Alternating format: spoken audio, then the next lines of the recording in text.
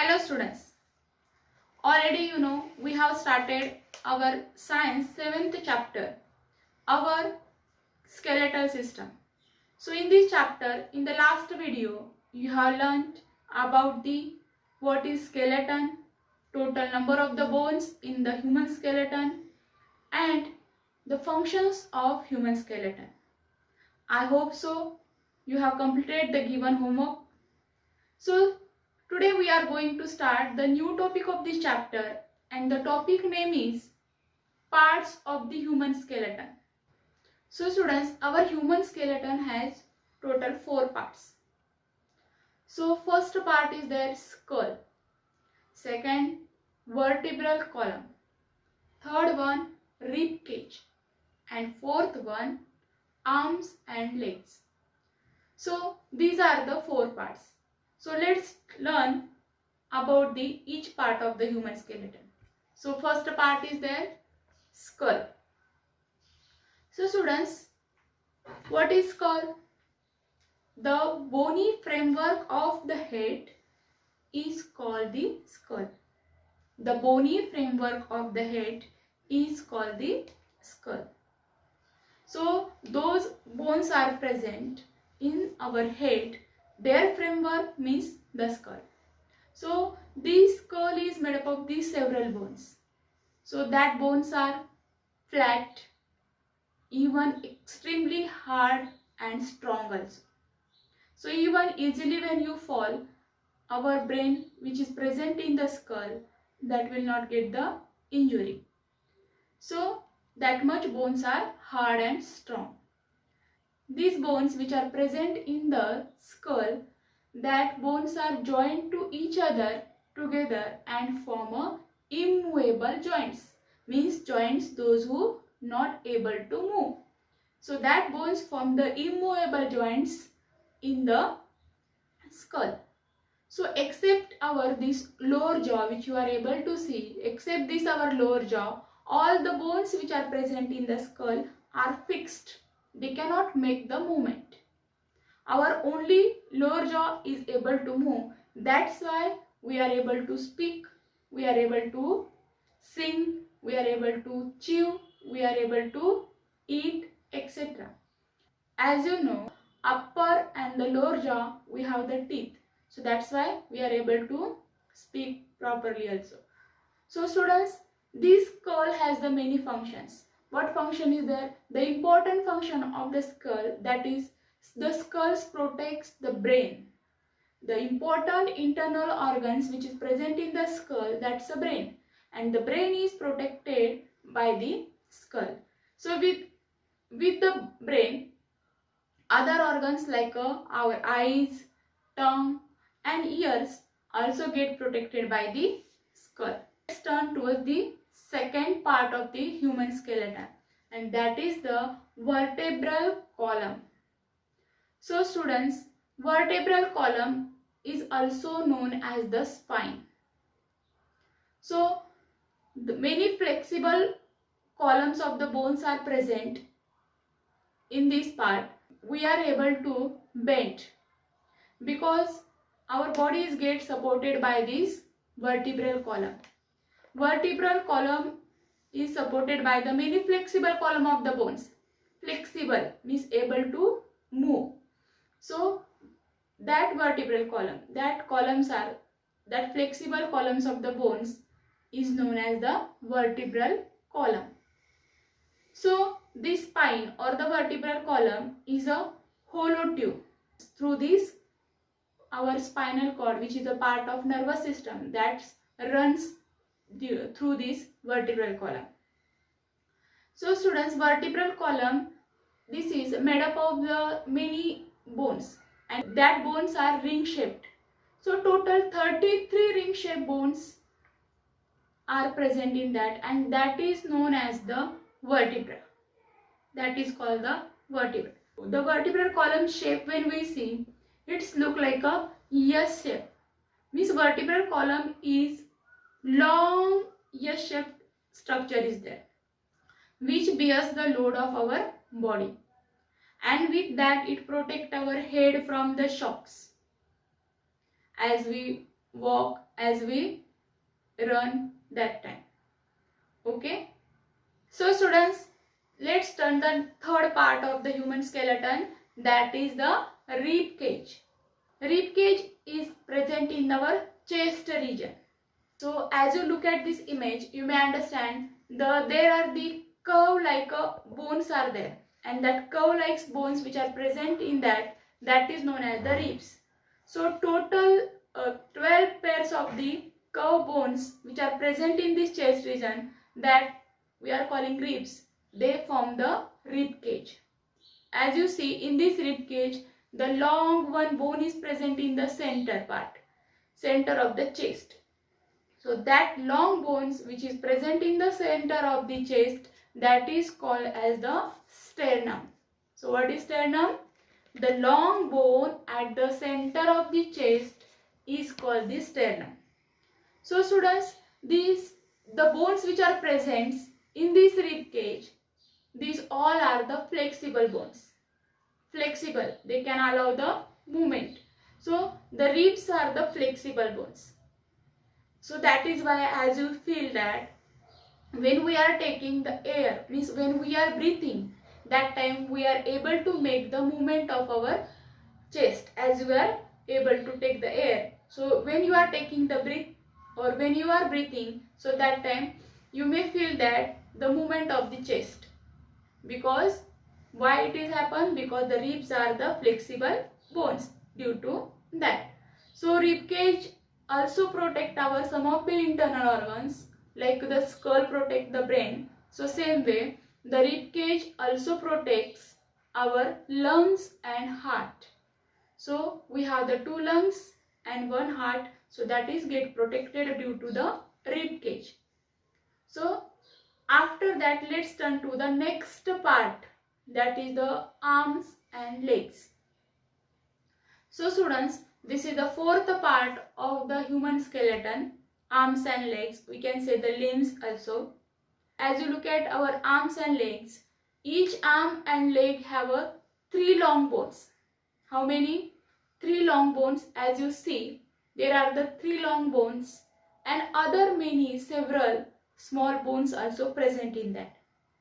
So the long bones of the arms and legs have the hollow structure, means these bones are lightweight, means they are not very heavy. So these bones are light, but even they are light, then also they are extremely strong. So due to that, they are able to hold our weight, our body weight. Whatever our body weight is there, that is held by these bones.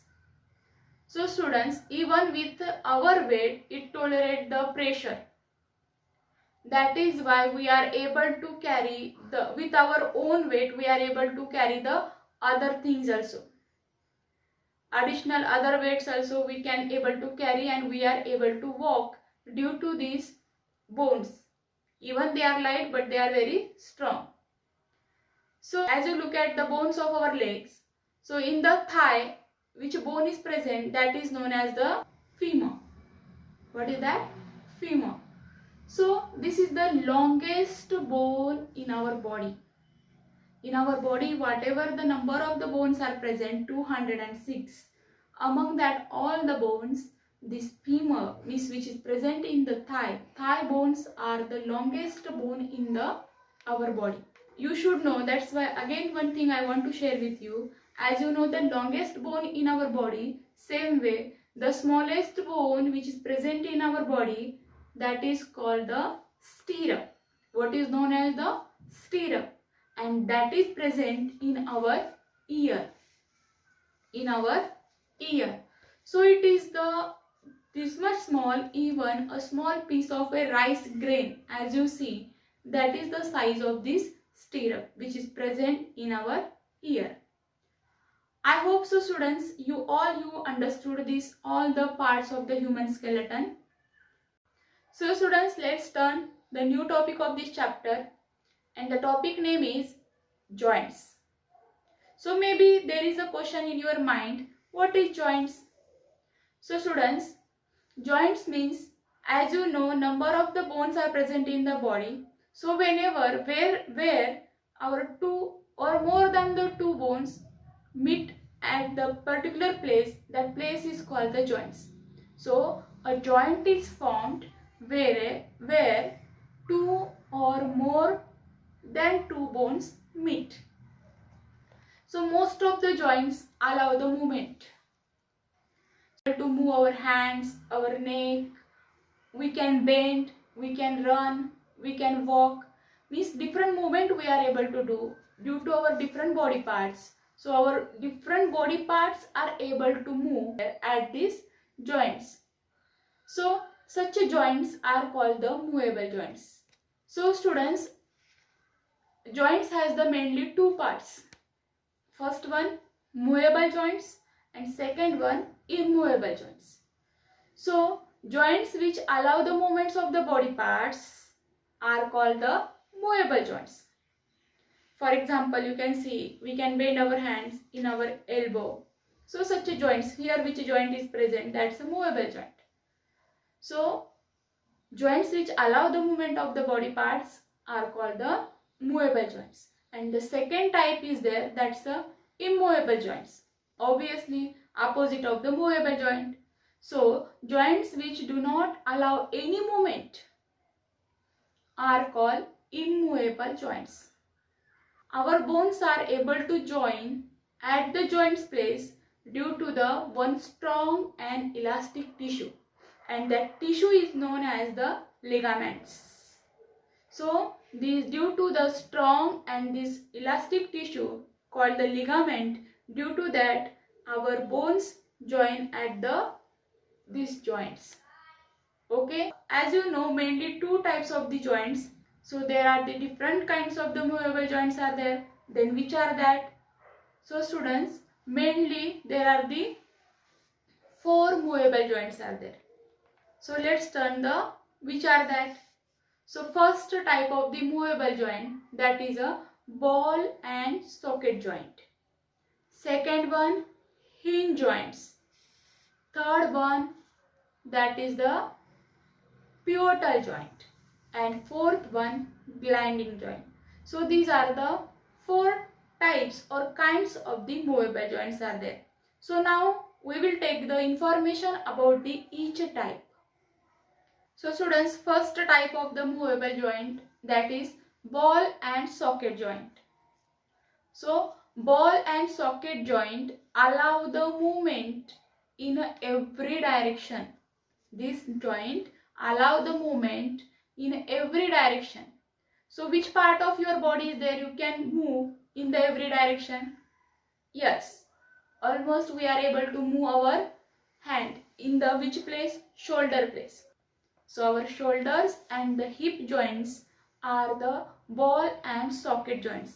You also can move your shoulder and your from the hip joints. You can make the movement of your legs and your arms in the every direction. So students, in this joint, ball like a part of the one bone can get fixed or fit into the cup like a cavity of the other bone. So due to that, we are able to move that joint in the every direction. That's why we are able to move our arms and legs in the every direction due to these ball and socket joints. Next type of the movable joint, that is the hinge joints. So these joints also are the movable joints. So this type of the movable joints allow only back forth movement, not the movement in the every direction, only back forth movement. For example, you can see your fingers. Fingers you can move in the only one direction, not the every direction or the back direction. Where we may find these hinge joints then in our body? We may find these hinge joints in our fingers, elbows, knees and toes. So here we may find these hinge joints. So students, that is why we are able to move these all the parts only in the one direction. Just like a door. When you hinge of the door, due to the hinge of the door, you are only one direction you are able to open the door. So same way, these joints which are present in our body parts are only can make the movement in a one direction. So students, today we will see only these two types of the movable joints, that is the ball and socket joints and hinge joints. So in the next period, in the next video, we will learn two types of the movable joints. Today you have learned the parts of the human skeleton, what is joints, and the two type of the movable joints. I hope so you understood it. So let's take your today's homework. You have to solve these questions in your science notebook. Okay? Have a nice day.